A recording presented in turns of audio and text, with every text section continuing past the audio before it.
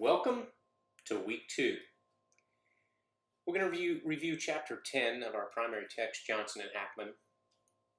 One of the things the authors note is that the U.S. population is expected to become minority by 2043. Now think about what that means in terms of your organization, in terms of our society, and in terms of the importance of diversity, which of course should have always been important, but takes even a special meaning as we see these demographic changes take place in our nation. Your authors go on and talk about not only the demographic changes, but also 4 main forces they describe as the 4 T's: technology, travel, trade, television.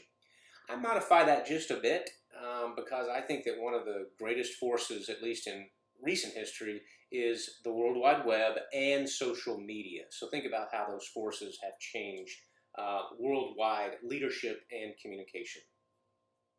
On pages 338 and 339, the authors talk about the benefits of diversity. These benefits include cost savings, resource acquisition and utilization, keeping and gaining market share, better decision making, greater innovation, higher performance, and others. Now, what they're doing is making a business case for diversity, which is fine, but I look at it this way. Diversity is the right thing. Trying to increase diversity in any organization is the right thing to do. And as Maya Angelou said, when you know better, do better. Okay, moving on to chapter 2 of Harrison and Muhlberg. They talk about how one lesson is very clear, and that lesson is that communication is two-way. This is important, right? Oftentimes organizations just put information out into the ether and expect their audience to get the intended meaning and to take the appropriate action or the action that they're looking for. They need to be seeking and acting upon feedback because communication is two-way. Secondly, they talk about how in order to execute strategies, a business leader must communicate persuasively. It's not enough just to inform the audience or the intended target or the intended public. You have to be able to persuade, and that becomes even more important the more senior you are in the organization. It's why, as you're studying strategic communication, we're emphasizing the importance of persuasive tactics. And then your authors introduce a term known as AIDA, A-I-D-A. After I retired from the Navy, I worked for the advertising agency for a few years, and we used IATA. It's a marketing sales term.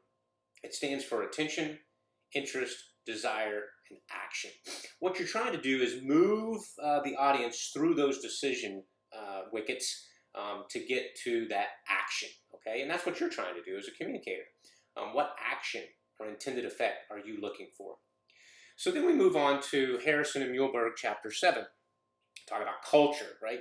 Culture is the name that we give to a group's behavior over time. Essentially, it's what people do in a group or do not do in a group if they want to be accepted in the group. Let me say that again, and I want you to reflect on it a little bit and put yourself in the organization, your own organization, and think about your organizational culture. Culture is what people do in a group or do not do in a group if they want to be accepted in the group. Okay, I also encourage you to review figure 7.1. That's the Southwest Airlines mission statement in chapter 7 of Harrison Muhlberg. Southwest Airlines is renowned for its communication abilities, for its successful business, decade after decade, and they really do have a pretty profound mission statement that I think you'll be interested in reading. And then you may also want to review the 9-point engagement kit. That's found on pages 126 through 128 of that chapter that I gave you in the classroom. All right, our final reading of the week is Lee, Mobley, and Kelly. Essentially, they conduct an analysis to review the impact of how international experiences influence overseas work experiences, right? There's some communication threads that run through there. It's primarily focused on leadership, but I thought it would be helpful as we talk about culture and, of course, international communication, international leadership, to kind of look at a deeper, richer study of how that's done. One of the things they note is that cultural intelligence has both process and content features. Okay, so when you think about intelligent or cultural intelligence, think about what processes are involved and what content features may be involved, and see how you might be able to address that in some of your discussion posts or assignments. And then the final thing I'll leave you with is a note from Lee Mobley and Kelly. They note that experience counts for more than 70% of an individual's development. Now, they're specifically focused on that international experience, right? But we can apply it to any kind of individual development. The experience is what drives the change in behavior, change in development, in pursuit of whatever your goals are. It's why we developed this course and basically the entire program to try to be more experiential, right? We're trying to take that theory and then apply it to the real world. And that's what we're looking for in your discussions and assignments.